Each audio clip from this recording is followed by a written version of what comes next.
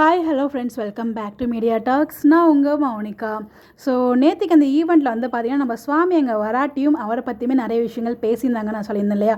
ஒரு விஷயம் வந்து பார்த்திங்கன்னா, ஸோ அவர் ரொம்பவே ஸ்வீட்டான person, down to earth person. அது வந்து ரொம்ப எல்லா கூடயும் ஈஸியாக மிங்கிள் ஆகி ஃபேன் கூடயும் வந்து அவ்வளோ ஹாப்பியாக ஜாலியாக வந்து இருந்தார்.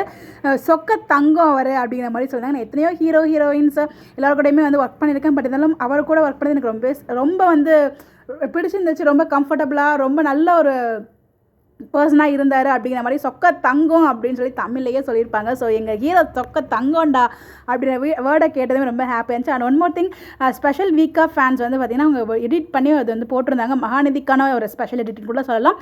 ஸோ ஸ்டார்டிங் அவங்க அப்பா இருந்த சீன்லேருந்து கொஞ்சம் ஸ்டார்ட் பண்ணி அப்புறம் கடைசியாக நம்ம விஜயோட என்ட்ரி வரும் பாருங்கள், அந்த ஒரு மாசான சீனு, அந்த ஒரு சீன் வேறு லெவல், செம்ம சவுண்டு. அந்த சீன் நம்மளால் இப்போ வரைக்குமே மறக்க முடியாது. ஒரு வைப், ஒரு ஹைப் கொடுத்த ஒரு சீனு, ஒரு கோவமாக வந்து வருவார் இல்லையா. ஸோ அந்த ஒரு சீன் தான். ஸோ அதுக்கெல்லாம் செம்ம கிளாப்ஸ்.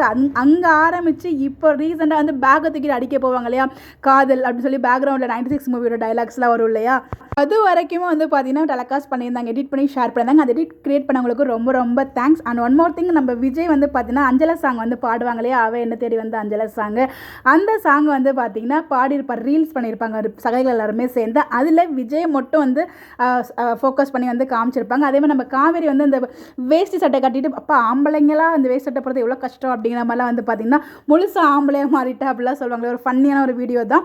ஸோ அந்த வீடியோவுமே வந்து கிரியேட் பண்ணியிருந்தேன். அதுவே வந்து அங்கே போட்டிருந்தாங்க ஏவியில். ஸோ ஃபுல்லாக வந்து பார்த்தீங்கன்னா அங்கே விஜய் அங்கே இல்லை, அது வருத்தமாக தான் இருந்துச்சு. பட் விஜயோட ப்ரெசன்ஸ் இருக்க மாதிரி நம்ம நினச்சி பார்க்கணும், வேறு வழி இல்லை.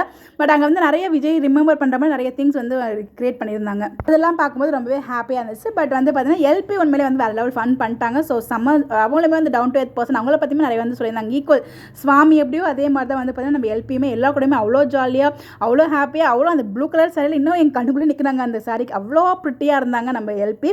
ஸோ என்ன, சுவாமி வராது கொஞ்சம் கஷ்டம், சுவாமியும் கூட போயிருந்தாலும் இன்னும் நல்லா இருந்திருக்கும். பட் எனிவேஸ் கண்டிப்பாக கூடிய சீக்கிரமே இவங்க ரெண்டு பேரையும் சேர்த்து அதே ஆர்கனைசர் வந்து பண்ணுவாங்க. கலர்ஸ் ஆஃப் இந்தியா நெக்ஸ்ட் டைமில் இவங்க ரெண்டு பேரும் சேர்ந்து கூப்பிட்றதாகவும் சொல்லியிருக்காங்க. பார்க்கலாம் என்ன பண்ணுறாங்க அப்படின்னு சொல்லிட்டு.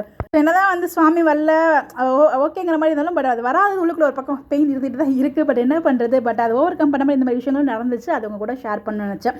உடைய கருத்துக்கள் மறக்காமல் கமெண்ட்டில் ஷேர் பண்ணுங்கள். Bye by.